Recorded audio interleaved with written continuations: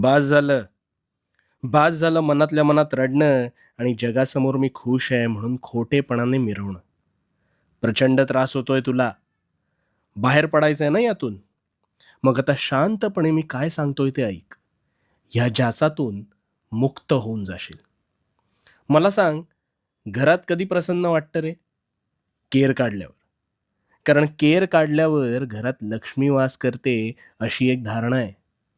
पण मग हाच कचरा जर तू साठवत नेलास, तर घरात दुर्गंधी पसरेल आणि मग काही दिवसात ह्याच दुर्गंधीने घरात रोगराई पसरू शकते.